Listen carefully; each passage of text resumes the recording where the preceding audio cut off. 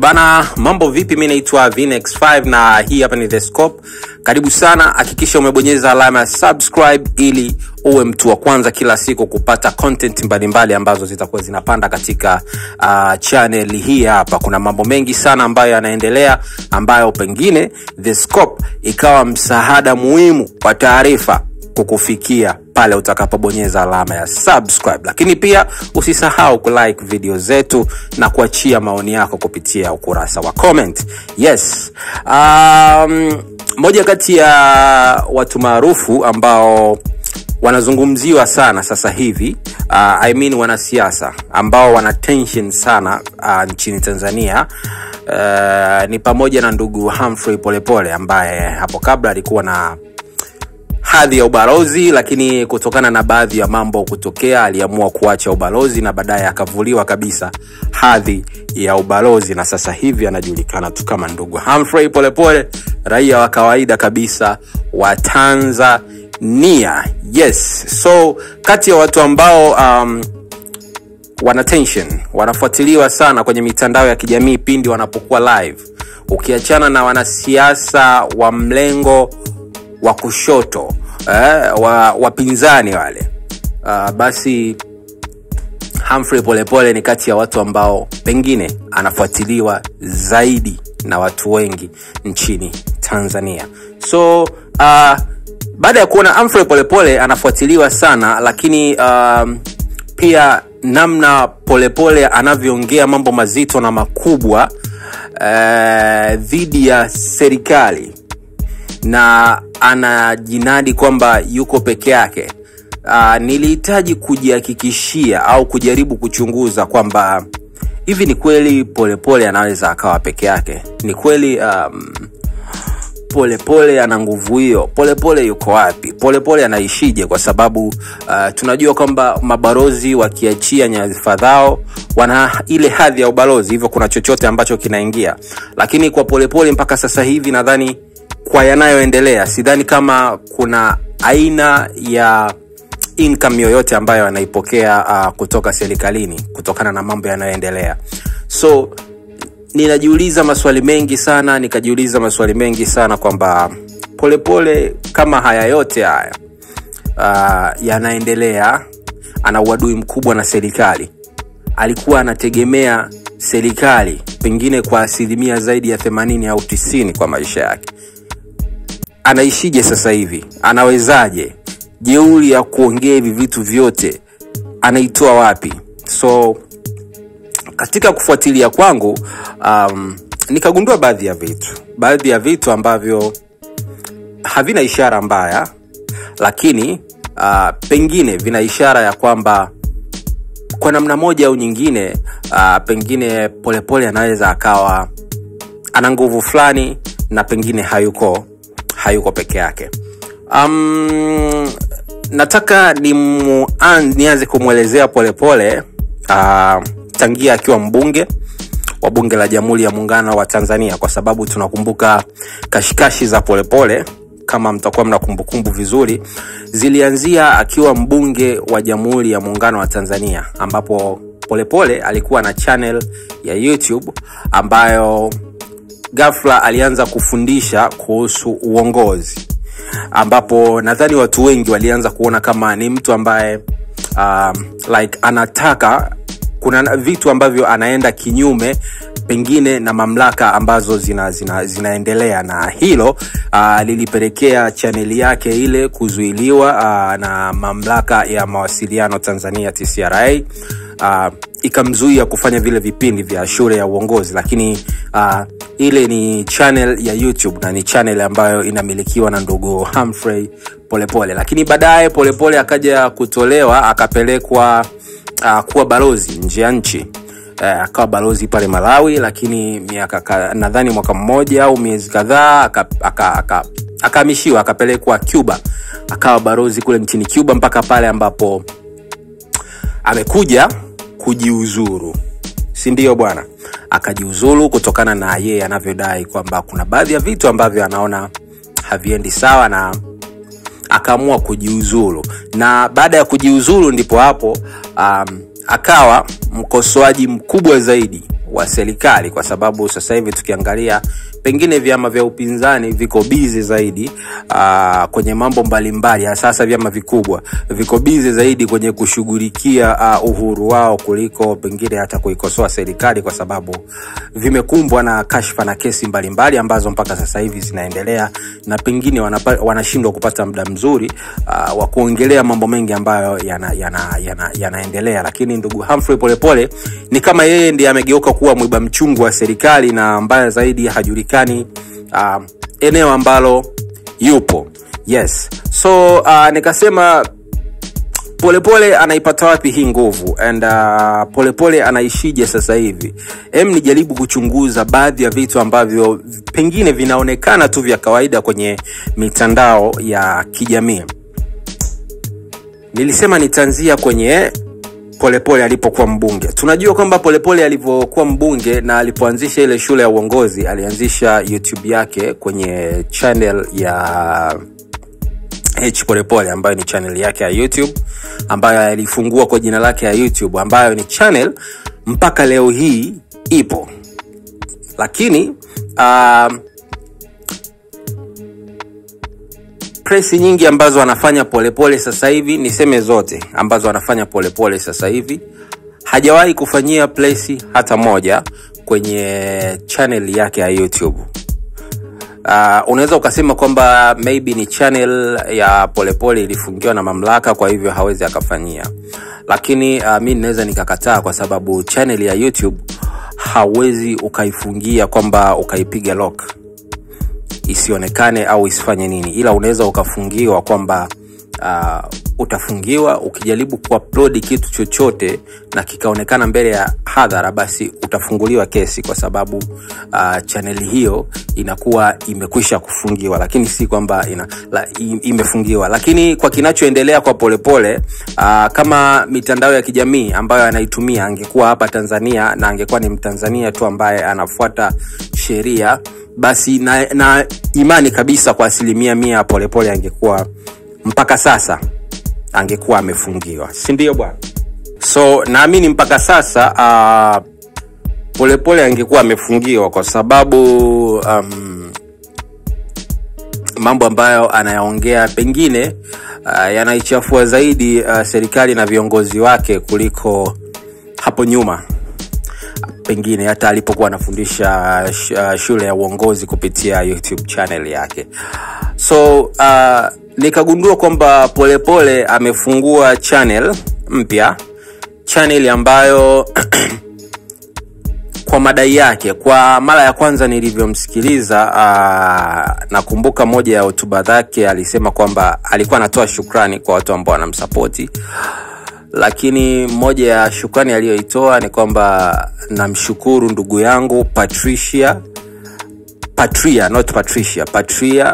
ambaye amekubali kunisupport kupitia YouTube.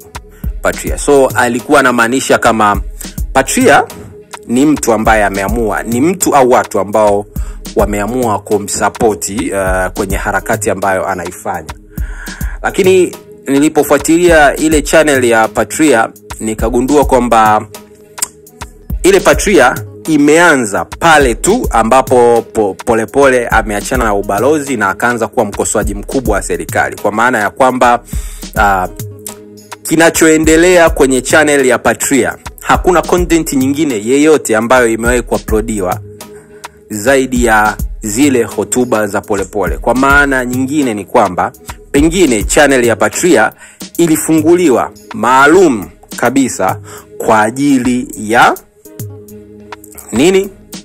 Kwa ajili ya haya ambayo yanaendelea sasa hivi, au kwa ajili ya kile ambacho kilikuwa kimekusudiwa na Polepole. Lakini kwa mujibu wa Polepole alipozungumza, alitoa shukrani, kwa maana ya kwamba alikuwa anamaanisha pengine yeye si mtu ambaye yeye ndiye amefungua ile channel. Kuna mtu ambaye ameifungua na ameamua kumsupport. So nikajiuliza why huyo mtu afungue sasa hivi, kwa sababu channel haina gharama yoyote ya kufungua, right?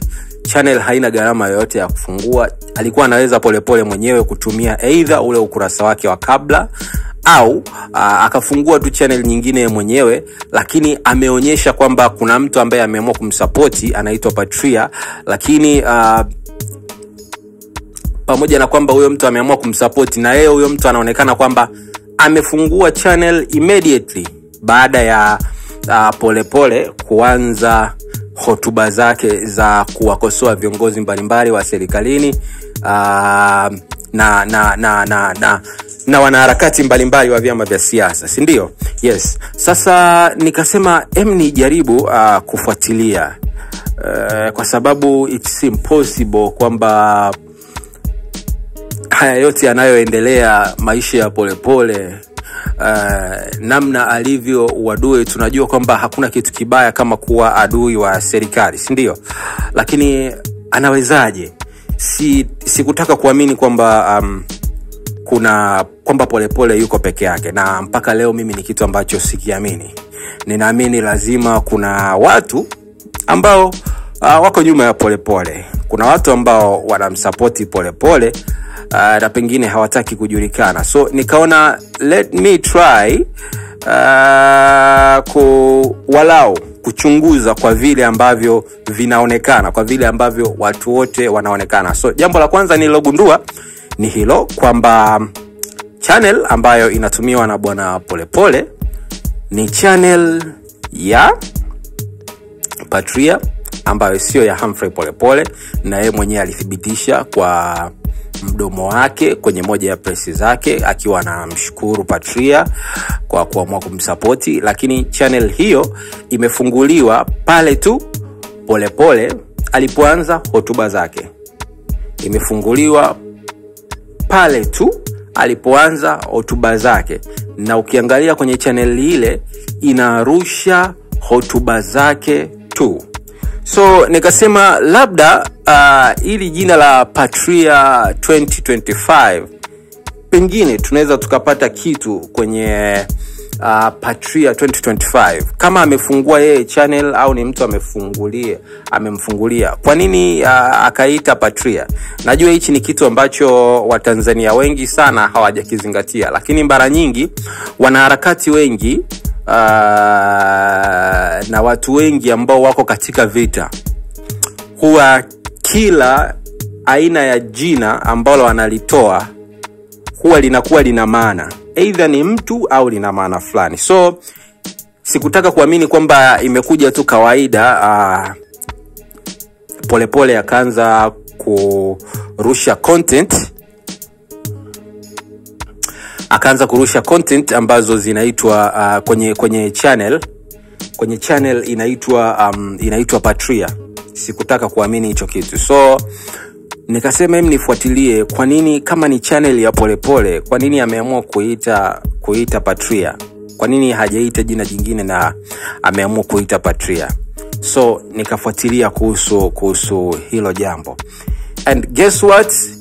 Hichi ndicho ambacho nimekipata kutoka kwenye mitandao mbalimbali ya kijamii. Ili Patria ni neno la, wanasema ni neno la Kihispania au Kiitaliano au Kilatini, na Patria wanasema linamaanisha taifa la asili, nchi ya kuzaliwa, nchi ya mababu.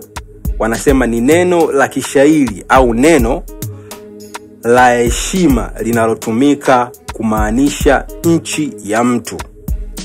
Yes, na unaambiwa kwamba neno Patria linatokana na Kilatini patria, ambayo maana yake ni ardhi ya mababu. Umeona? Yani baba. Pata maana yake ni baba kwa Kilatini, si ndio bwana? Lakini pia wanasema kwamba mara nyingi hili neno huwa linatumika kwenye muktadha wa uzalendo wa kitaifa au wa kisiasa. Hiyo ni maana ya kwanza kabisa ya Patria, si ndio bwana? Yes. Lakini maana ya pili akaja, kuna riwaya moja ambayo imeandikwa na bwana mmoja anaitwa Fernando Aramburu. Huyu jamaa aliandika hii riwaya inaitwa Patria pia. Alafu unaambiwa kwamba ni riwaya ya mwaka 2016 ambayo iliandikwa na mwandishi Muhispania Fernando Aramburu.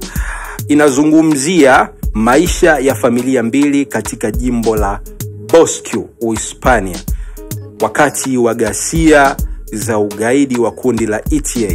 Riwaya hii imesifiwa kwa kugusa sana hisia na kuonyesha athari za mgogoro wa kisiasa katika maisha ya watu wa kawaida. So hiyo ni maana ya pili ambayo ni kutoka kwenye mitandao ya kijamii kuhusiana na Patria. So mpaka hapo unaona kwamba kuna namna fulani ambayo neno Patria lina maana au lina mlengo fulani. Nadhani utakuwa unanielewa katika hizo maana mbili ambazo nimezizungumza. Lakini kubwa zaidi, kuna makampuni.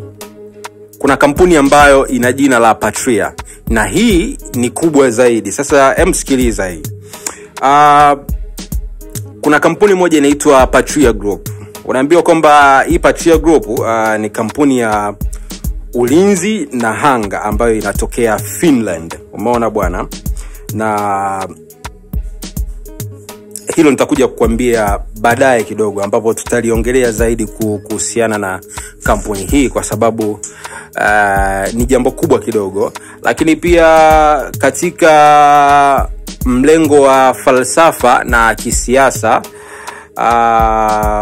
neno Patria inamaanisha utambulisho wa kisiasa, uaminifu wa nchi,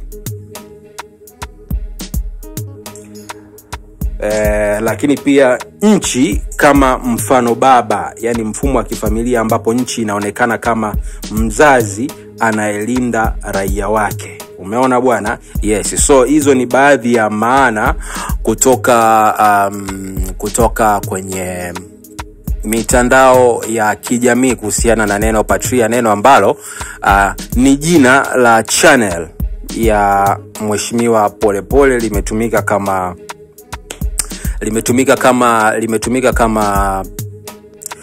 kama jina kwenye channel yake mpya ambayo anaitumia kutoa hotuba mbalimbali ambazo zinawakosoa wanasiasa mbalimbali nchini Tanzania. Lakini pia nikasema, kwa sababu nimeona hivi vitu vinaendana, ni kama vinafanana, vina maana moja. Vingi ukiangalia maana kubwa ya hili neno, ni neno ambalo lina mlengo wa kisiasa, si ndio? Na lina mlengo wa kifalsafa, alright? Like, lina maana fulani ya uzalendo, siasa na falsafa. Lina maana hiyo. So lakini kuna kitu kikubwa ambacho nikakiona zaidi, kwamba kuna kampuni ambayo inaitwa Patria na inamilikiwa si na serikali moja. Nitakuja kuambia huko mbele, inamilikiwa na serikali zaidi ya moja, lakini ni kampuni hii moja, na ni kampuni ambayo inatumika kutengeneza defense system, inatumika kutengeneza vyombo vya ulinzi, na maanisha vyombo vya kivita, silaha za kivita. Yes. So nikasema nifuatilie baada ya kuambiwa kwamba kuna kampuni ambayo inaitwa Patria ambayo yenyewe inatumika kutengeneza vyombo mbalimbali vya ulinzi na usalama duniani, na hii kampuni unaambiwa ina miaka zaidi ya 100 kwa niliposoma. So nikasema nifuatilie hii Patria Group ni nini, na wao kazi yao ni nini, wanafanya nini. Yes. So hili hapa ni jibu. So mitandao ya kijamii inaniambia kwamba Patria Group ni kampuni ya Finland inayojihusisha na uwekezaji, uundaji, matengenezo na huduma ya udhibiti wa maisha, life cycle support, katika sekta za ulinzi, usalama na ndege. Inamilikiwa kwa sehemu na serikali ya Finland, inamiliki 50% na kampuni ya Norway Kongsberg Defence and Aerospace inamiliki 49.9%. So serikali ya Finland inamiliki 50.1% ya hii kampuni, lakini kampuni kutoka Norway ambayo inaitwa Kongsberg Defence and Aerospace inamiliki 49.9%. So kampuni hii inamilikiwa na mataifa mawili. Ni kampuni ya kutengeneza vyombo vya ulinzi na usalama, inamilikiwa na makampuni mawili, na kampuni hii ili shirika la Patria lina uzoefu wa zaidi ya miaka 100. Nikataka nijue ni namna gani hawa watu wamekuwa wakiendesha shughuli zao. Wanafanyaje? Wanasaidiaje? Wanafanyaje? Yani mpaka ili shirika lao linaendeshwa vipi? So jaribu kutafuta operating model ambayo wanaitumia hawa Patria, namna wanavyoendesha. So nikapata kitu kimoja. Kwanza nikagundua kwamba kuna taarifa ya kwamba kuanzia Juni 1, 2025 Patria ilibadilisha muundo wa shughuli zake. Kwa hiyo kuna namna ambavyo ilikuwa inaendesha shughuli zake, lakini sasa hivi imebadilisha, si ndio bwana? Yes. So hao jamaa wanasema kwamba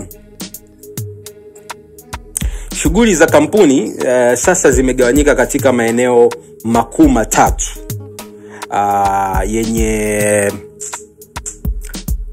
kila mmoja walengwa wa faida, yani profit responsibility. Umeona bwana?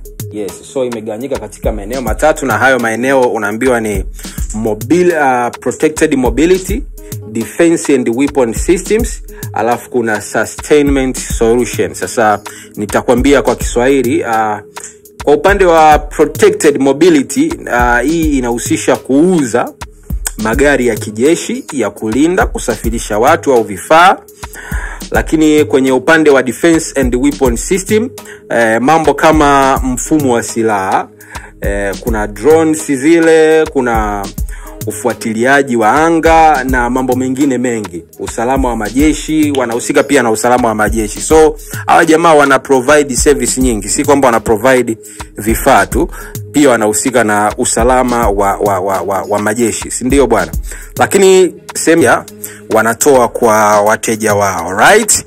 So tuanze na huduma ya kwanza. Wanatoa huduma ya magari ya kijeshi ya kuhimili shambulio, mfano Patria 6x6, AMV, XP, 8x8 na zinginezo nyingi. Lakini pia wanatoa mfumo wa mizinga ya moto au mawimbi, unaitwa motor systems, ambapo moja kati ya mifumo hiyo ambayo ni maarufu sana unajulikana kama Patria Nemo na bidhaa zingine ambazo zinaendana na hizo. Lakini pia wanafanya ujenzi wa vipande vya anga, wenyewe wanasema aerostructures, na huduma za ndege, yani aircraft na helicopter maintenance, pamoja na mafunzo ya marubani, yani pilot training. Yes, hao